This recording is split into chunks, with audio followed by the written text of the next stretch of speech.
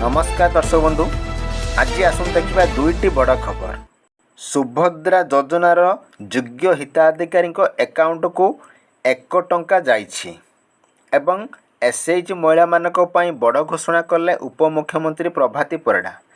चलतु खबर पूरा नजर दबा। सुभद्रा योग्य हिताधिकारी अकाउंट को 1 टंका जाइछि।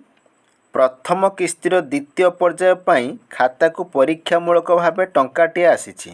9 तारिख दिन बाकी 4,999 टंका योग्य हिताधिकारी खाता को आसीबो बोली उपमुख्यमंत्री प्रभाती परिडा कहिसंती। एथिसह उपमुख्यमंत्री एसएचजी पई बड़ घोषणा करिसंती।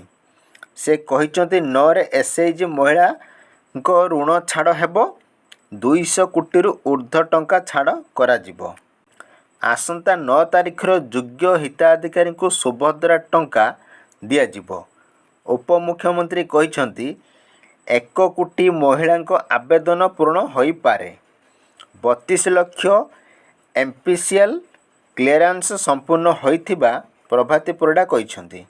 सुभद्रा क्षेत्र बारिपदारे मुख्यमंत्री मोहन माझी द्वितीय पर्याय टंका को प्रदान करिवे। एथिपाई बारिपदार स्वतंत्र कार्यक्रम आयोजन करा जाई अछि।